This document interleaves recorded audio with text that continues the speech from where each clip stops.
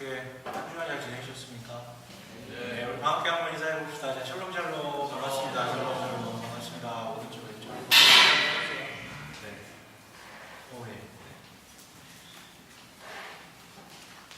아주 잘 지내신 거 맞죠? 네, 인사 5만상을 쓰면서 잘 지냈다고 하니까 믿음으로 받겠습니다. 우리 이제 혹시 조금 늦게 오신 분들은 같이 못 보셨는데 맨 처음에 함께 불렀던 찬양 있죠? 혹시 기억나세요? 제목이 뭐죠? 있는 모습 그대로. 다들 일찍 온 것처럼. 네. 분명히 이 중에 안 부른 사람들이 있는데 있는 모습 그대로. 그럼 어떠세요 이 찬양? 있는 모습 그대로. 굉장히 짧고 함축적이고 사실 가사도 짧은데 어떤 감상을 나가보시죠? 이거 부르다 보니까 문득 그냥 이 찬양을 가장 어울릴 만한 장소가 떠오르더라고요. 성형외과 앞에서 한번 틀어드리는 것 같아요. 주님이 못 찾으세요 나중에. 네. 너무 바뀌어서 못 찾으세요. 이렇게 한번 틀어드리고 싶더라고요. 장난이지만 되게 볼품없는 찬양이 되게 짧아요. 가사도 정말 단순하고 뭉클하죠. 많은 소위 말하는 죄인들, 저도 포함되는 죄인이지만 많은 죄인들의 마음을 올리고 눈물 새김을 자극한 귀한 찬양이에요. 그런데 여러분 노골적으로 물어볼게요. 한번 진지하게 본인에게 물어보세요. 있는 모습 그대로 오세요. 있는 모습 그대로 오세요. 혹시 이 가사가 정말 잘 와닿으세요? 일말의 의심 없이, 불편함 없이 있는 모습 그대로 오세요. 여러분들의 머릿속은 어떤지 잘 모르겠는데 가끔 이게 내가 생각할 때 내 자신이 되게 별로이면 되게 은혜가 돼요. 이게. 네, 내 생각에. 그런데 당신은 뭉클하고 울컥하지만 돌아서고 나면 사실은 뭔가 찜찜해요. 정말 그럴까? 정말 있는 모습 그대로 받아주실까? 물론 이게 가사가 너무 짧다 보니까 그래서 오고 나면 어떻게 되는 건데에 대한 내용은 없기 때문에 굳이 설명할 수 있는 것은 아니지만 있는 모습 그대로라는 게 당시에는 뭉클할 수 있겠지만 이게 잘 안 와닿는 이유는 우리 사는 세상에 사실은 이런 건 없거든요. 있는 모습 그대로 와. 괜찮아. 다 받아줄게. 이런 거 없어요. 우리나라 세상에. 우리에게 무조건적인 사랑을 담보할 수 있다라는 부모님이라든가 소위 말해서 결혼하고 나서 부부라든가 아시겠지만 어느덧 이런 것들이 깨지고 상실된 지 너무 오래됐어요. 부모조차도 있는 모습 그대로 오라고 얘기하지 않아요. 그러니까 여러분 이거를 우리가 내가 생각했을 때도 내가 별로이고 죄인같이 처절하게 느껴질 때 되게 뭉클한데 도대체 그게 우리는 뭔지 잘 모른다니까. 있는 모습 으로 간다는 게 뭔지. 그래서 감동이 있었지만 이게 휘발되거든요. 그러니까 있는 모습 그대로라는 것은 사실 자기가 스스로 이것을 온전히 받아들이기 정말 어려운 말이에요. 감동과 달리 너무 어려운 말이에요. 또 다른 의미에서도 이 말은 되게 난해합니다. 지금부터 10년 전에 개봉했던 한 영화가 있거든요. 송강호, 전지현 주연의 뭘까? 밀양곡 다 아시네? 네, 밀양이라는 영화예요. 전도요? 제가 뭐라고 전지현이라고 했어요? 근데 왜 밀양이라고 그래요? 네. 이거 뭐야? 네, 그쵸.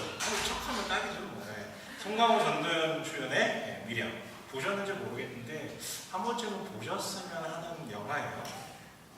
줄거리 얘기예요. 홀로 된 여인이 아들을 데리고 서울로부터 밀양이라는 경상도에 있는 밀양이라는 도시로 작은 도시로 이주합니다.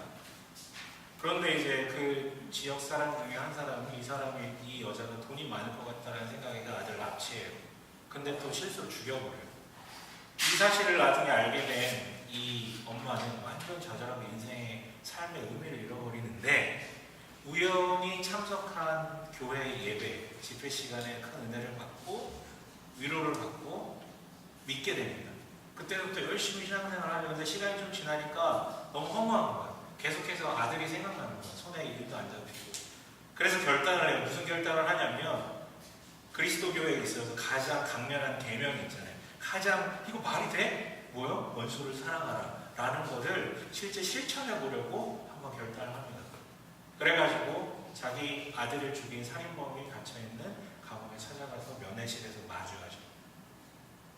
그리고 말을 거는데 물어보지도 않았는데 굉장히 인자한 모습으로 그 살인범이 이렇게 얘기하죠. 저도 예수 믿었습니다. 주님이 저를 용서해 주셨습니다. 이 얘기를 듣고 어떻게 합니까? 전도연이 정신을 봐요. 무너지죠. 그리고 하나님을 욕하기 시작합니다. 이거 여러분 영화 같죠? 너무 자극적이죠? 근데 실제 있는 일이에요. 여러분 뉴스에 가끔 보면은 이게 깜빡해서 나오시면서 성경책 이따만한 거에 이제 끼고 나오시잖아요. 거기에 뭐 들었는지 모르겠는데 아무튼 성경책을 이따만한 거 꼭 끼고 나오세요. 그리고 우리가 흔히 흉악범이라고 불렀던 그런 사람이 어느 날 세례받았다라는 혹은 목사가 됐다라는 이런 소식이 들리면 우리는요 되게 은혜로울 수 있어. 진짜 믿는 것일 수 있으니까. 그 진위는 우리가 판단할 수 없으니까. 야, 저런 어떤 흉악한 자도 은혜를 받아서 이렇게 회심하는구나. 근데 일반 사람들, 믿지 않는 사람들은요 그 모습을 굉장히 혐오해요. 되게 혐오합니다. 그러니까 그 사람 진짜 회개했는지 안 했는지 그건 관심이 없고 혐오해요. 그러면서 의문과 분노를 갖게 되죠. 그게 진짜 정의야? 그게 정말 정의로운 거야? 더 나아가서 저런 나쁜 놈이 가는 천국이라면 나는 그런 천국 가지 않겠다. 뭐 이런 생각? 저런 나쁜 놈을 쉽게 세탁해주는 교회라면 나는 그런 교회 가지 않겠다. 그러니까 여러분 있는 모습 그대로라는 말은 자기 스스로도 온전히 받아들이기 되게 어려운 말이고요. 반대로 타인들도 그것을 있는 모습 그대로 받아들인 그 사람을 인정하기가 너무 어려운 말이에요. 그런 면에서 여러분 본문을 볼게요. 우리 읽은 본문 너무 유명하죠. 근데 이 본문이 왜 나왔는지에 대해서 좀 동기를 설명해 볼게요. 1절, 2절을 한번 읽어볼까요? 1절, 2절. 예. 1절, 2절, 15장 1절, 2절 함께 읽겠습니다. 시작.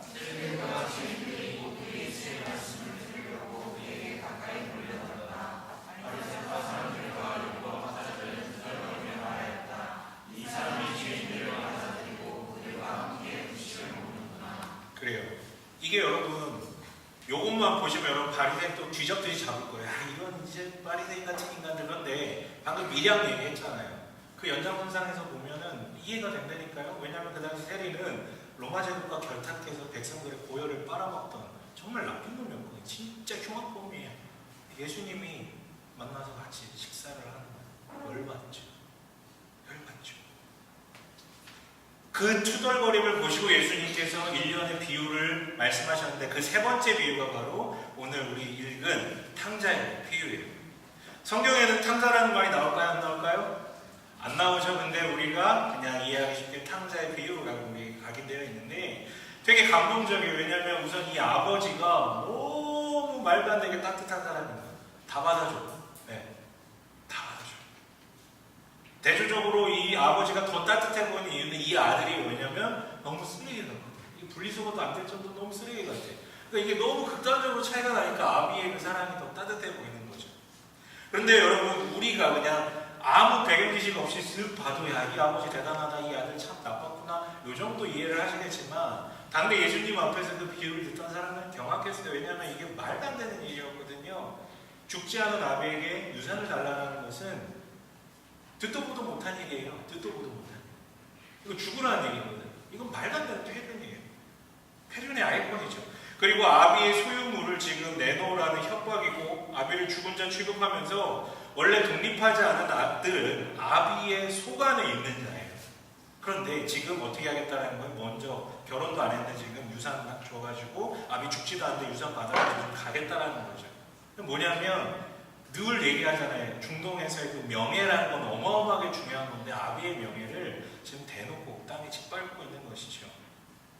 지금이야 뭐 주체적인 애 뭐니 이런 미사여구를 달아줄 수 있을지 모르겠지만 폐륜이에요. 그 폐륜의 뜻은 뭐냐면 고대 근동 관습에 의하면 마을 광장에서 돌로 쳐 죽이는 거예요. 그런데 아비가 어떻게 합니까? 이 모든 것을 관대하게 받아들이고 유산을 나눠줍니다. 그리고 나서 어떤 일이 발생합니까? 13절 한번 읽어볼게요. 함께 읽겠습니다. 시작. 주위의 작은 아들은 제 것을 다 챙겨서 먼 지방으로 가서 거기서 평안하게 살면서 그 재산을 남겨야 한다. 그래요. 제 것을 다 챙겨서 먼 지방으로 갔다. 여기서 중요한 건 돈을 챙겼다가 중요한 게 아니라 먼지방울 같다라는 거예요.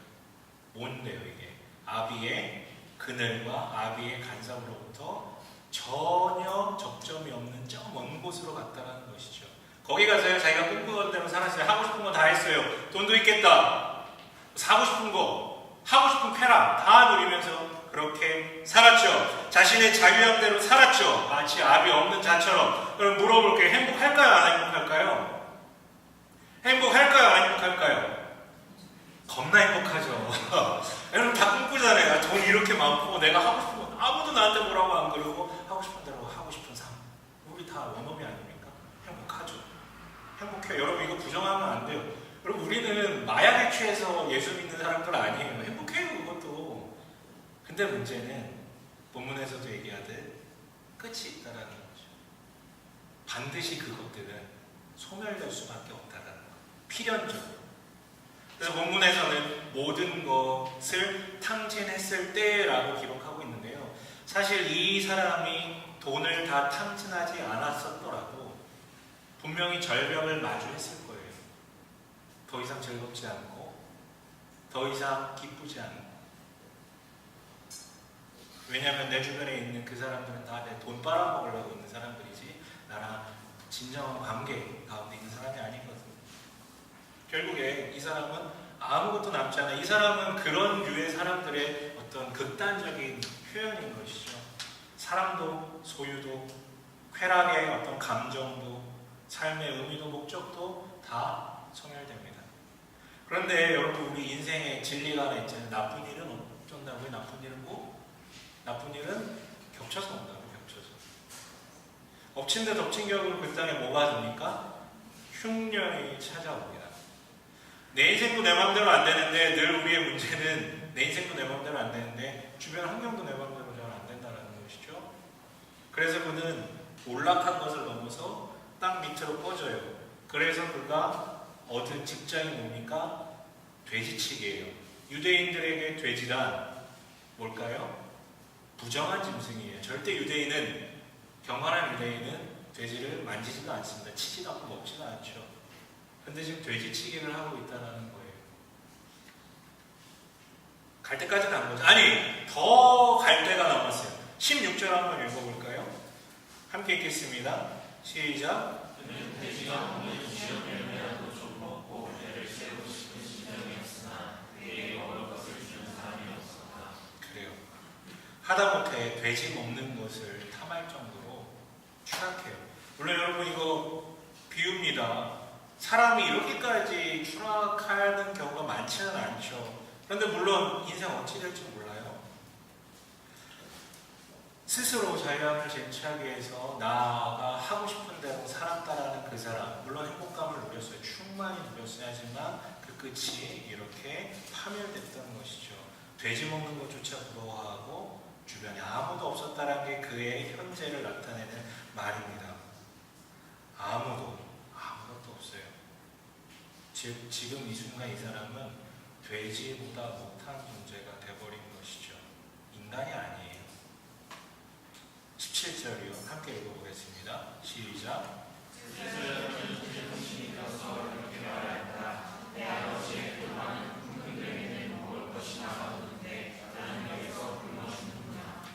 그제서야 제 정신이 들어서. 참 그렇죠. 사람이 좋은 말 할 때 좋은 얘기 듣고 좋게 변하면 참 좋은데 인간이 안 그래요. 라고 얘기하면 저도 안 그래요.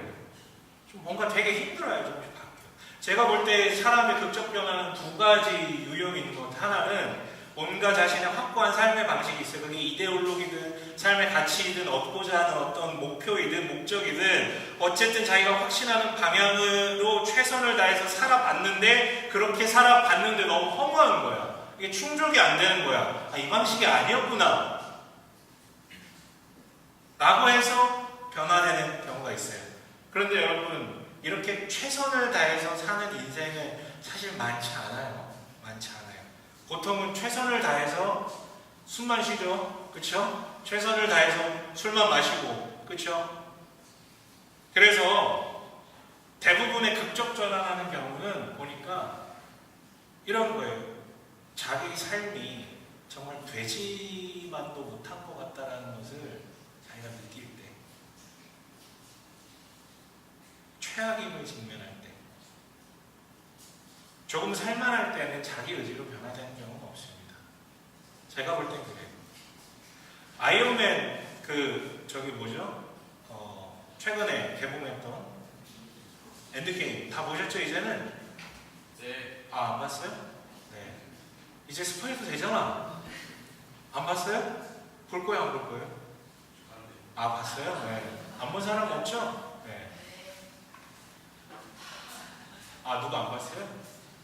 그렇구나. 네, 알았어요. 저는 한 사람을 사랑하기 때문에 스포하지 않겠어요. 근데 여기서 이제 어쨌든 가장 중요한 캐릭터였던 아이언맨이 영화 내용을 얘기하고 싶은 게 아니라 아이언맨을 연기한 사람 이름이 뭐죠? 로버트 다우니 주니어. 그렇죠. 성경 속 이름 잘 몰라도 아이언맨 이름 잘 알죠? 네. 하바국 펴보세요 그럼 잘 못 펴도 우리가 아이언맨 잘 알아요. 근데 아무튼 로버트 다우니 주니어가 본래 마약 중독자였대요. 영화를 찍으면서도 그래서 나 회심했다 이제 끊을 거야 하고 끊었는데 또 다시 돌아가고 마약 중독 계속 돌아가고. 근데 이 사람이 결정적으로 끊게 될 계기가 있었는데 언제였냐면 자기 차에 마약을 가득 싣고 가고 있는 도중에 자기가 인생에서 가장 좋아하는 음식이 버거킹 치즈버거예요.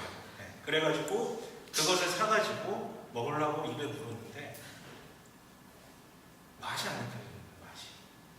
자기가 가장 좋아하는 음식인데 아무 맛도 안 나더래요. 마약에 쩔어가지고 미각을 상실하는 거죠. 그래서 그 자리에서 차에 실렸던 모든 마약을 다 갖다 내버리고 끊었다라고 얘기를 하더라고요. 옆에서 얼마나 많은 사람이 야 그거 안 좋은 거야 얼마나 많이 얘기했겠 본인 스스로 내가 이거 아닌데 이거 아닌데 얼마나 많이 얘기했겠어요.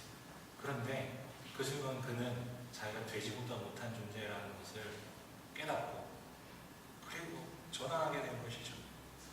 여러분 어떠세요? 돼지 먹는 것을 보면서 탐하고 돼지보다 못한 삶을 살아가는 이 현재의 둘째아들의 모습이 가장 비루해 보이지만 아니면 저는 반대로 생각돼요.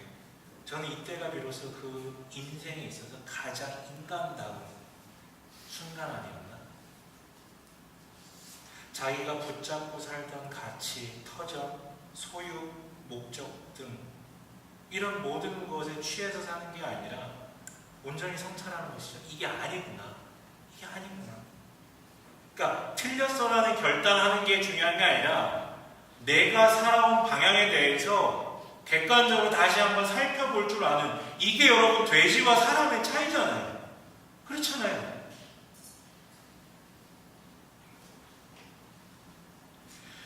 이게 이 순간이 바로 그가 사람임이 증명된 순간이었어요. 여러분 혹시 우리가 돼지나 탐닉하는 것들 를 손에 쥐고 해맑게 웃으면서 좋아 라고 하고 있지는 않나?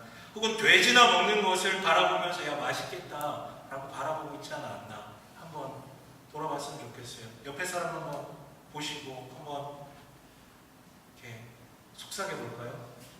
꿀꿀 꿀꿀 네 꿀꿀 그러면 안 되죠. 네, 꿀꿀 가끔 진짜 돼지 같아 보면 저 얘기하는 거예요. 제 얘기. 어떻게 아침에 일어나서 이렇게 축 처진 내 몸을 보면서 이제 운동해 다이어트 해야지. 그날 밤 치킨을 먹더라고. 돼지 같아. 이런 게 돼지지. 장난이에요. 아무튼 그렇게 각성을 했어요. 드디어 각성을 했어요. 야 이건 진짜 아니다. 각성을 하고 아버지 집으로 돌아가기로 합니다. 18절 함께 읽어볼까요? 함께 읽어보겠습니다. 시작.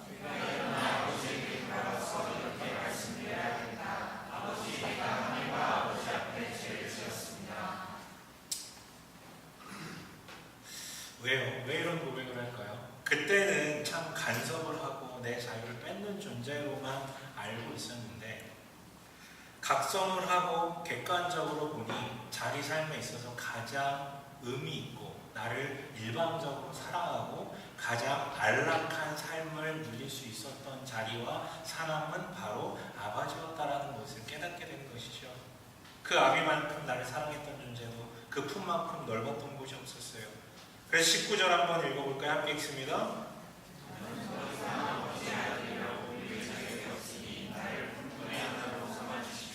네, 스스로 고백하는 것처럼 그는 자격이 없는 거예요. 그걸 본인이 인정을 해요. 물론 자격이 다른 자격이 있었어요. 뭐냐면 그에게 있어서 유일한 자격은 동네 돌아가면 마을 광장에서 돌 맞아 죽을 그 자격밖에 없었어요. 자기도 알아요. 그러함에도 불구하고 그 아비의 선하시고 사랑 많으심을 부정할 수 없기 때문에 돌아가는 거예요. 그래 돌아가서 내가 잡혀서 돌 맞아 죽더라도 거기 가서 죽자. 여기서 돼지처럼 있다가 굶어 죽는 것보다 그게 낫겠다 그러고 지금 가고 있는 거예요. 그렇게 있는 모습 그대로 아비 집에 돌아갑니다. 어찌 됩니까? 탕자의 예상이 맞았습니까? 틀렸습니까? 틀렸어요? 맞았어요? 뭐라는 거예요 지금? 각기 다른 얘기가 나오네. 틀렸어요? 맞았어요? 틀렸죠. 왜냐하면 종으로 삼아달라고 그 정도 기대를 하고 갔는데 틀렸어요.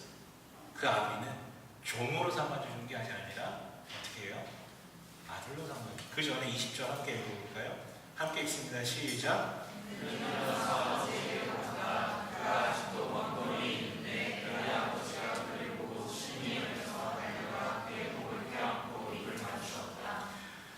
달리 말하면 아비가 매일같이 문 밖에서 지금 매일같이 기다리다가 멀리서 오는 걸 보고 뛰어왔다라는 거예요. 그건 그날만 나온 게 아니고 우연한 게 아니라 매일같이 나왔다는 얘기죠. 그러니까 아들의 기대와 달라요. 그 이상이에요. 뭘 상상하든 그 이상이라는 거예요. 그 아비는. 그 아비는 이미 받아주기 위해 이미 마음속에 뭐 용서 이런 개념이 없고 이미 받아 나가는 그 날부터 받고 있었어요. 그리고 나가는 날부터 그 앞에서 기다리고 있었고. 그래도 아들은 염치가 있기 때문에 다시 고백하죠. 나는 죄인입니다. 난 자격이 없습니다. 나는 그냥 종의 하나면 됩니다. 그런데 아들의 고백과 기대를 무참히 짓밟고 어떻게 합니까? 22절부터 24절까지 내용은요. 여러 가지 얘기가 나와요. 옷을 가져다 입히고 또 뭐합니까? 반지를 갖다 끼우고 또 뭐합니까? 신을 갖다 신깁니다. 이게 여러분 옷이 헐거워졌구나 새 옷 입히고 이 개념이 아니고요. 아들이 받는 대접을 지금 받았다는 건 특별히 반지라는 개념은 여러분 그 인장 같은 느낌이에요. 주인의 어떤 후계자, 소유에 대한 권한이 있는 사람에 대한 반지 같은 그런 느낌을 주고 있는 거거든요. 그러니까 아들의 징표를 지금 다 갖다가 끼고 있는 거예요. 아들은 종이라도 원했지만 아비는 아들로 다시 받아줘요. 기쁨에 못 이겨서 어떻게 합니까? 또 마을 사람들에게 이 소식을 알리고 이 사람이 더 이상 죄인이 아니라 내 아들이다 라는 것을 알리기 위해서 잔치를 벌여요. 다 초대해가지고요. 혹시 여러분 아버지의 자기 본인 아버지에 대해서 좀 부정적인 감정을 갖고 있는 분들도 있을 수 있어요. 그렇다면 아버지 말고 어머니 떠올리시면 돼요. 왜냐하면 여기서 나오는 이 아비는 그 아버지의 어떤 넉넉한 품과 어머니의 따뜻한 품을 다 갖고 있는 그런 존재이거든요. 이분이 바로 우리가 믿는 하나님 아버지시죠. 그런데 여러분 여기서 잊으면 안 되는 한 사람이 있어요. 누구죠? 아직 안 나온 한 사람? 큰아들, 첫째 아들. 그는 오늘도 평소처럼 밭에 나가서 열심히 일하고 돌아왔습니다. 근데 평소와 다른 이상한 소리, 떠들떡한 소리가 나가지고 이상해가지고 자기 집 종에게 물어보죠. 무슨 일이냐? 그랬더니 자초지종을 설명합니다. 그 아들, 그 동생이, 친남동 동생이 거렁뱅이가 되어서 돌아왔는데 아버지가 그를 아들로 다시 한번 삼아주고 잔치를 벌여서 그 소리입니다. 큰아들은 화가 났어요. 너무 화가 났어요. 이건 그냥 짜증이 아니라 심각한 분노예요. 왜냐하면 불공평하잖아요. 불공평하죠. 자기는 오늘도 평소처럼 일하고 왔는데 그 많은 것을 허락막탕하게 했던 원래는 돌 맞아 죽어야 되는 동생을 그렇게 받아주는 그 행태에 너무 불공평해서 화가 났어요. 그리고 아버지가 불의해 보여요. 불의해 보여요. 이거는 말도 안 되는 일이에요. 때려 죽여야 되는 놈을 이렇게 받아들여요. 그래서 28절이요. 함께 읽어보겠습니다. 시작.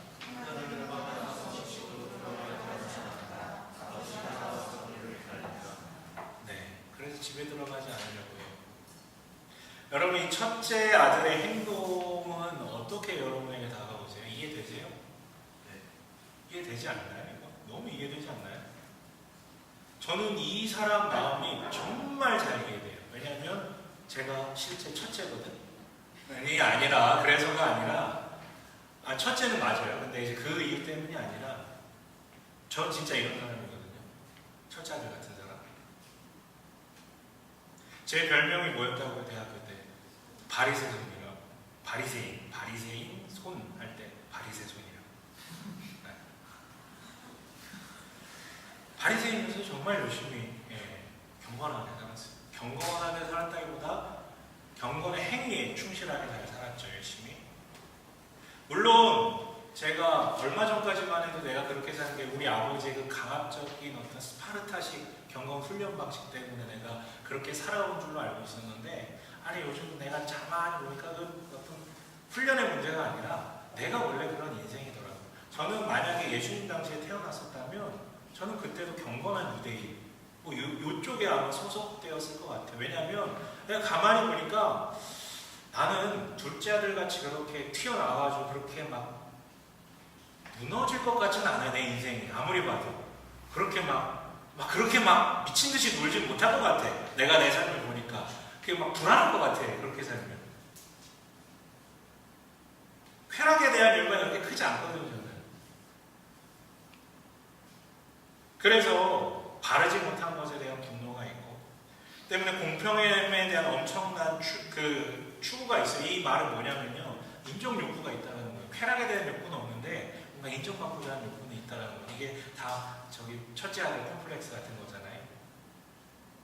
그래서 저는 누구보다 이 첫째 아들의 분노가 이해가 돼요. 네, 너무 이해가 돼요.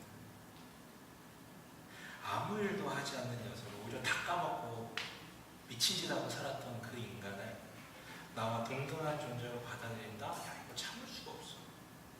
그렇다면 지금까지 내가 한 일은 뭐가 됩니까? 때문에 아비 판결이 정당하지 않죠. 어떠세요? 아까 대답했듯이 저만 그렇게 느끼는 게 아니라 아마 많은 분들이 공감할 거예요. 야, 이거 이상한 거다. 인간 누구에게나 어떤 바름과 공평에 대한 추구가 있거든요. 나쁜 놈한테 물어보세요. 지보다 더 나쁜 놈한테 야, 저런 나쁜 놈이 있나 그러지. 바름에 대한 추구가 있다니까. 그래서 있는 모습 그대로라는 말이요, 내가 받는 건 괜찮아도 타인이 있는 모습 그대로 받아지는 것은 또 못 견뎌요, 우리가. 그러나 여러분, 우리가 이 반전이 있어요. 12절 읽어볼까요? 함께 읽어보겠습니다. 시작.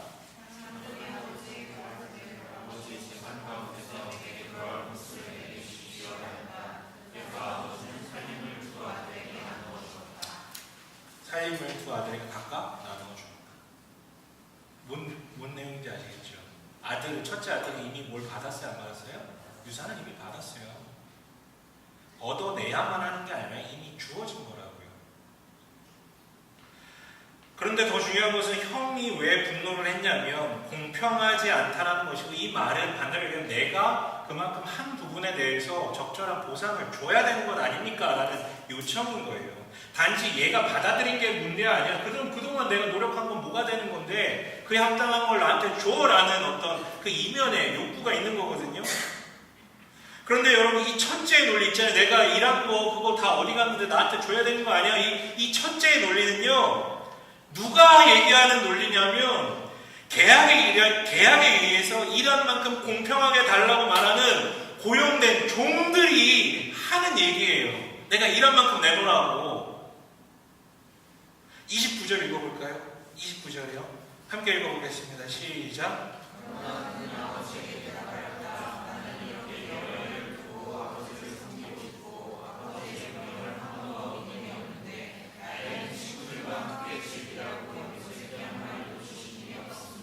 그래요. 여기서 눈에 띄어지는 단어가 있어요. 명령은 어긴 적이 없다. 주신 일이 없습니다.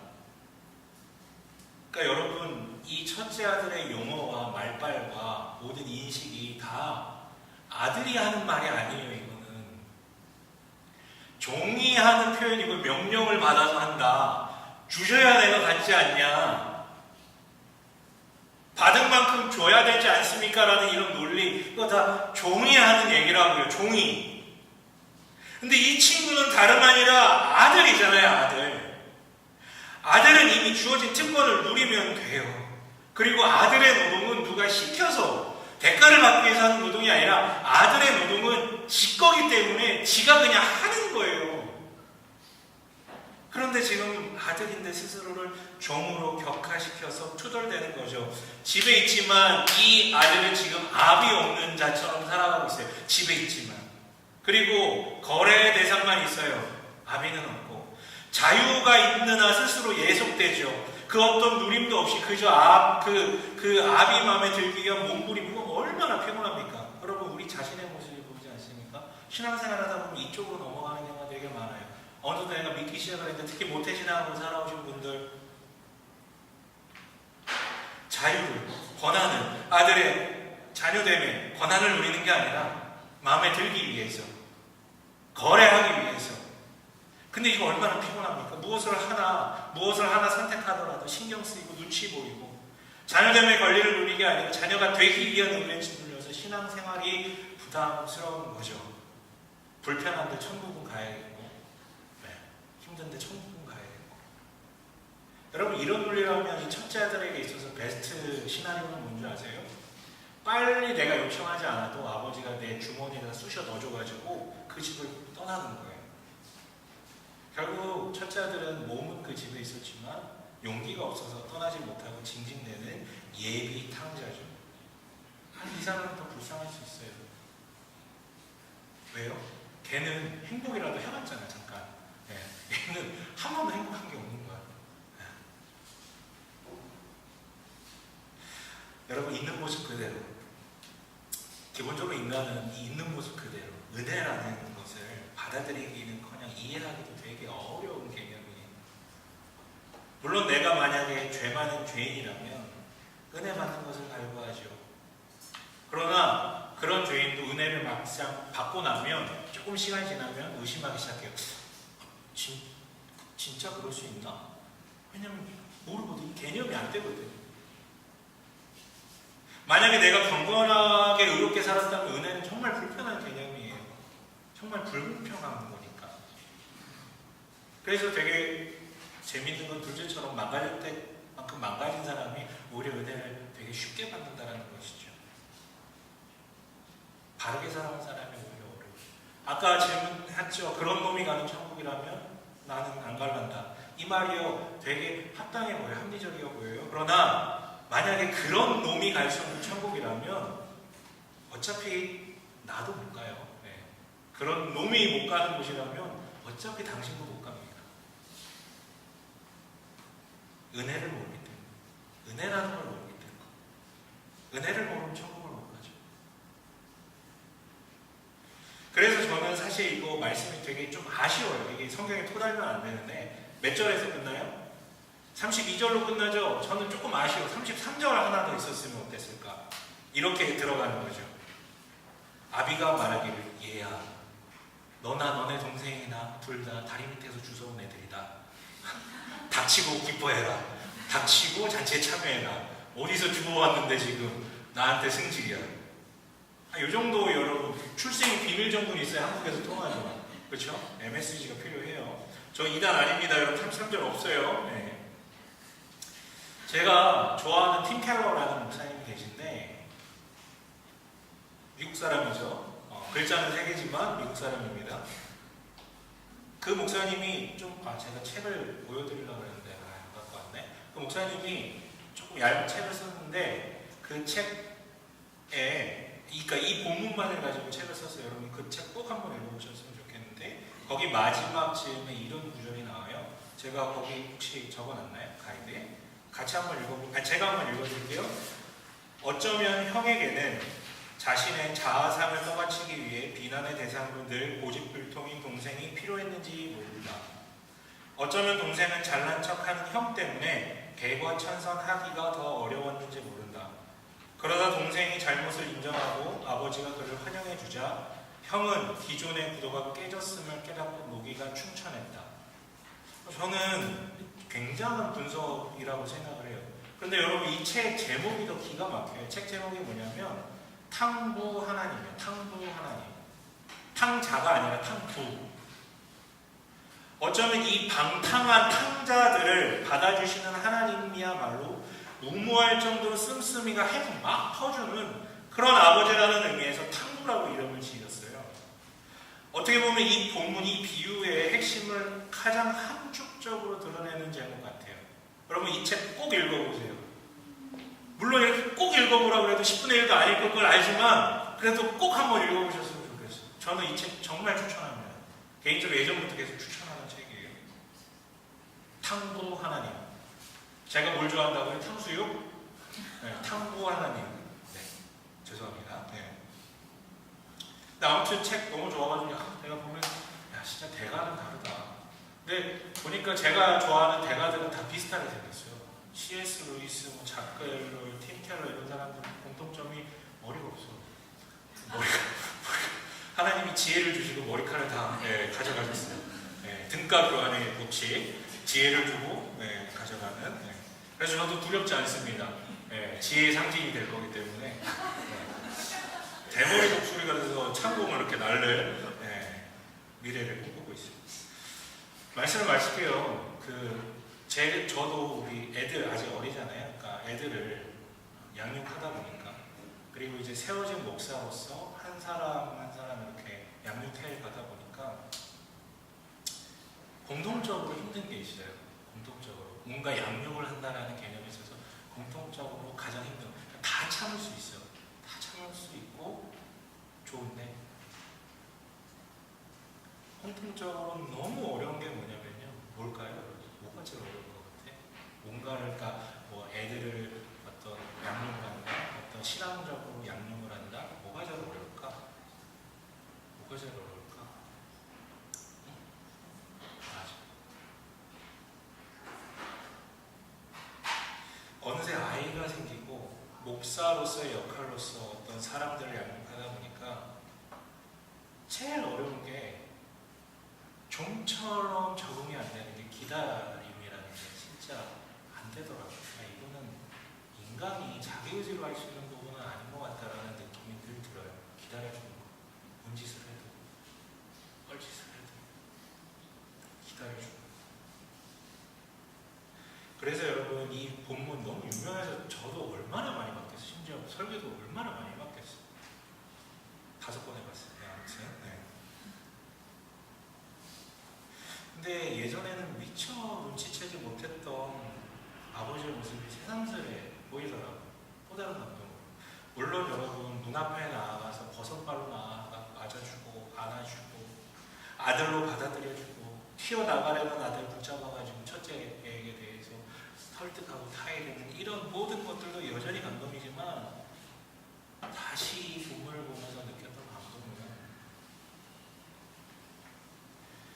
집을 떠나 방탕한 삶을 살아가던 그 시간 동안 이 아비는 포기하지 않았어요. 그렇다고 가서 끄댕이를 잡아가지고 데리고 온 것도 아니에요. 그냥 기다려줬어요. 어디서? 문 밖에서. 첫날부터 나는 이미 받아들였어라는 마음을 가지고. 포기하지 않는 것, 그렇다고 강제적으로 개입하지 않는 것. 이 기다림. 근데 우리 아버지가 바로 그 기다림의 아버지시라는 저는 이 아버지를 온전히 믿고요. 이게 우리가 믿음으로 고백한 그 아버지의 정체예요. 이 비유보다 하나님 아버지의 성품을 가장 노골적으로 명확하게 그리는 본문은 없습니다. 단어 한데 없어요.